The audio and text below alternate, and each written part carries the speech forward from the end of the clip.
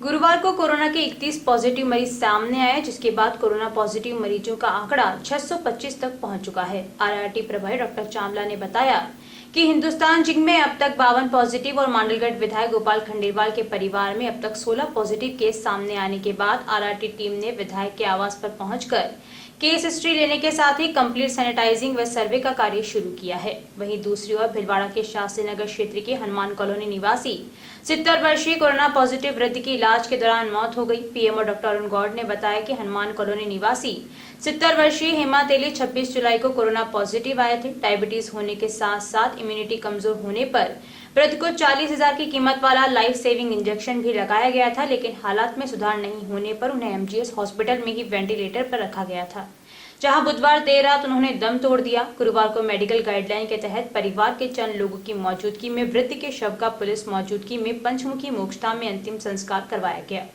भिलवाड़ा में अब तक कोरोना से मौत का आंकड़ा 11 पहुंच गया है, जिनमें 2 व्यक्ति मध्य प्रदेश के भी शामिल हैं।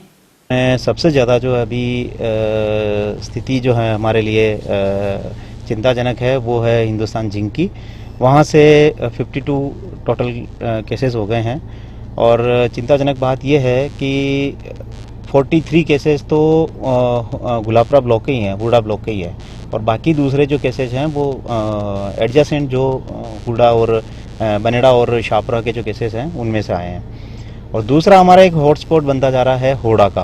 होड़ा मांडलगढ़ में माननीय विधायक के परिवार के ही हैं ये लोग, और इसमें उनसे भी बात करी, उनकी रिपोर्ट नेगेटिव है, लेकिन जैसा सोर्स से पता चल रहा है कि उनके वहाँ से कोई गेस्ट आया था और गेस्ट को सर्दी खांसी जुकाम था और वो कोई रावत भाटा या बेगू से कहीं आए हैं आउट ऑफ भिलवाड़ा। तो वो बता रहे थे कि ये 6-7 दिन यहाँ पे इनके कॉन्टेक्ट में आए थे और वहाँ पे 16 केसेस निकल गए हैं।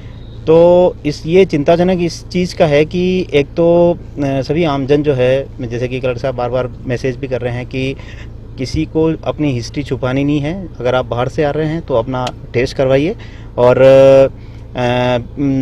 पड़ोसी की भी थोड़ी सी जिम्मेदारी ये बनती है कि अगर बाहर से आए तो हमें प्रशासन को या हमें सूचना करें, हमारे कंट्रोल रूम में सूचना करें।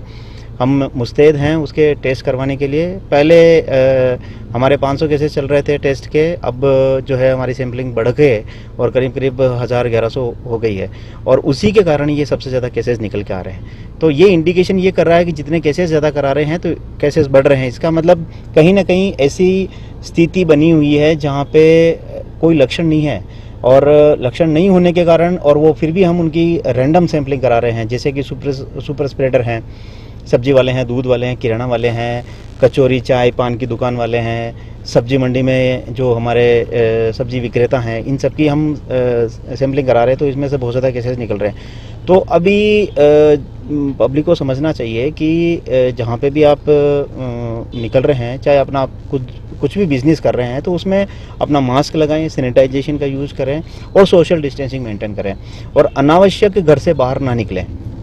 अभी ये ईद और राखी की जो अभी मार्केट में हम लोग भीड़ देख रहे हैं, ये बहुत ज़्यादा अननेसेसरी भीड़ है, और इसको प्रशासन भी हमारे चालान भी बना रही है। हम लोग भी इनको बार बार इनको सेंसिटाइज कर रहे हैं कि भाई यार ये चीज़ें आप अनावश्यक रूप से ना निकलें। लेकिन अभी त्यौहार और चाहे ईद है या चाहे राखी है, तो इसके लिए भी हम चिंतित हैं कि ये कहीं इसके बाद वापस कहीं ना कहीं ज़्यादा, क्योंकि माइग्रेशन होगा लोगों का।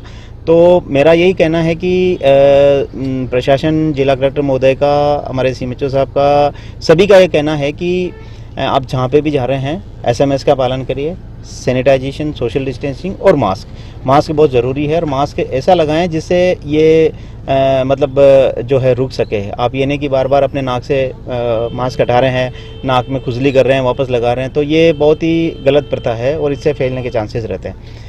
तो ये आप सभी को ये प्लीज़ इसका ध्यान रखें। आज एक मौत भी हो गई है। आज कल रात को एक डेथ हुई थी, और ये जो हेमा तेली है ये मेल हैं और 65 ईयर ओल्ड हैं और शास्त्री नगर के निवासी थे। ये 4-5 दिनों से ही एडमिट थे। उनकी जब 21 तारीख को ये एडमिट थे और 26 तारीख को इनकी हमने जांच करवाई थी तो पॉजिटिव आ गए, और उनको फिर वेंटिलेटर भी थे। तो उनको एसोसिएट डिजीज़ कोमॉर्बिड जिसको हम बोलते हैं, तो उसके साथ में बीमारी थी। उनको डायबिटीज़ था, हाइपरटेंशन था, और और उनके कारण उनको वेंटिलेटर पर उनकी डेथ भी हुई थी। और परसों रात को भी कल रात को भी 2 पेशेंट ऐसे आए हैं जो गैस्पिंग में आए थे, और जैसे कि पीएमओ साहब के स्टाफ से मेरी बात हुई थी तो उनका भी हमने सैम्पलिंग करवाया था सस्पेक्टेड करके, तो उनकी भी रिपोर्ट आना बाकी है। तो अब तक मौत जो है 11 हो गई है।